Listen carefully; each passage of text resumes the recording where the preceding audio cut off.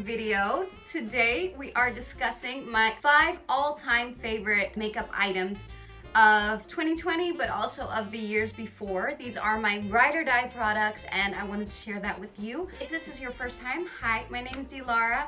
I do videos on fashion, luxury, and right now we're doing Vlogmas, so I'm here every day until Christmas, and I'd love it if you join me by subscribing down below.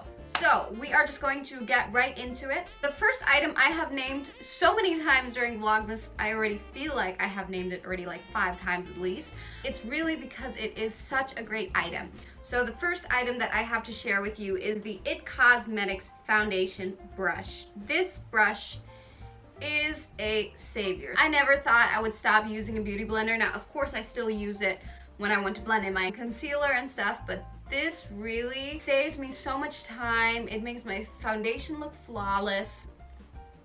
It just has upped my game in the foundation world. I purchased it in the summer, so it is still quite new relative to the other items that I have. However, it is the most used item in my makeup drawer up to this day. I don't think I can ever live without it. I don't know, maybe someday they'll find something even better, but I can't imagine. I love that it's like a 2-in-1, although I must say I don't use this side too much because for my concealer I still prefer a beauty blender. But for the foundation, it's great to blend in after I did the contour to make sure everything is nice and blended. It's phenomenal. I definitely recommend it if you are in the market for a foundation brush. Even if you're not in the market for a foundation brush, if you feel like splurging for Christmas for yourself, definitely have a look at this foundation brush. All right, next up is the Tarte Shape Tape Concealer. This concealer, I feel, actually in a way, I wish I would have by now found a newer version that would be better because I'm kind of bored of using the same concealer, but it's just so good that however many concealers I try, I always come back to Tarte. It's thick, but it's not too thick. It dries well. It oxidates beautifully. The color is nice. I mean, I just love this concealer and it lasts so long. I've had this concealer for like forever, it feels like.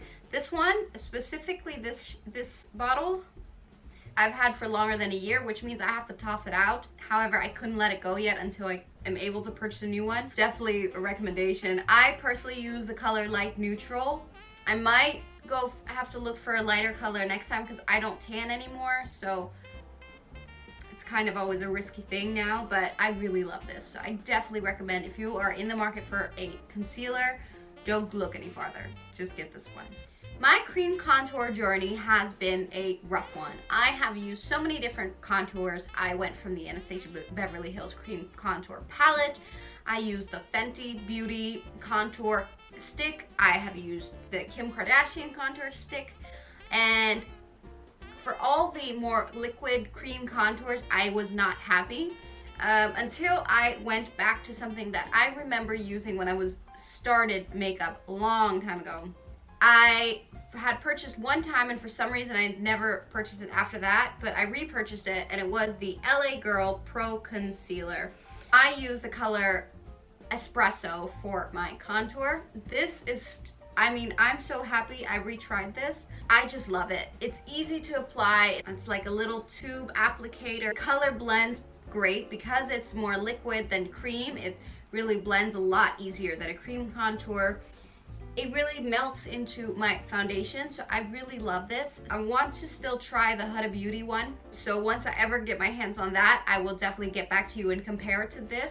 But up to now, this has been the best. And for the price point, I think this was like $5. So it's a great deal. I definitely recommend it if you are looking for a new contour. The contour at this moment is also with this. Number 4 is definitely a ride or die. This was one of the first investment things that I purchased in makeup when I started my YouTube channel.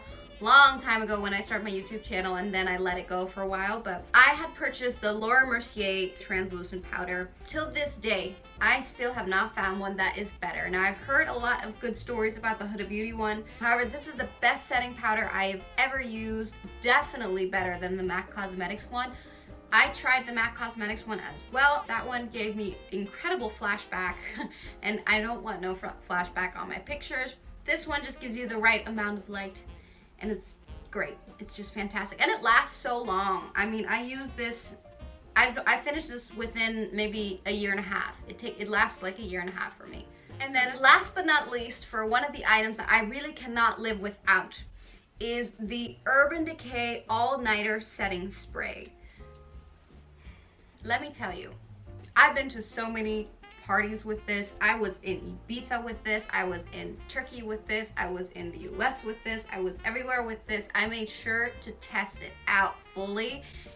And I can tell you, your makeup will stay on fantastic. I've had so many mental breakdowns where I was gonna cry and, you know, like everything was the worst ever, but my makeup still looked flawless thanks to Urban Decay Setting Spray. So, you know, if it can handle my breakdowns, then it can handle anything. So definitely a keeper. I also like that it's not so fragrant. When you put it on, it doesn't bother your skin. I had with a bunch of different setting sprays that as soon as it touched my skin, it would start like burning, like it would give this burning sensation because it just didn't feel right to my skin. This doesn't bother it at all. I know they also have a mattifying version now. I have not used that. I'm kind of scared to use two mattifying products because I like a matte face. I don't use highlighters and all that stuff because I don't like that effect. However, I don't want my face to look dry, and I'm scared that will be the effect from it. So I have stuck to the normal one, but if someone else has their experience with the mattifying version, I'd love to hear what your experience is with it so we can see if we should try it out anyway. All right, so those were my 5 favorite products of 2020 and longer, my ride or die makeup items that I would repurchase in a heartbeat and I am loyal to for as long as I don't find anything better. But it's been a while, so I'd love to hear what your favorite products are of 2020, especially if you have any foundation recommendations, because I'm on the hunt for a new foundation. So I'd love to hear what you guys are using. Please let me know down below. I'd love to hear your thoughts, and we can, you know, discuss new products for 2021. So thank you so much for watching. I hope you enjoyed it. If you did, I would love it if you'd give it a thumbs up and subscribe down below. I will be here every day until Christmas, so, you know, join me if you want to. And until my next video, I hope you have a lovely day, morning, evening, afternoon, midnight, whatever you're having. I hope it's wonderful, and see you in my next video.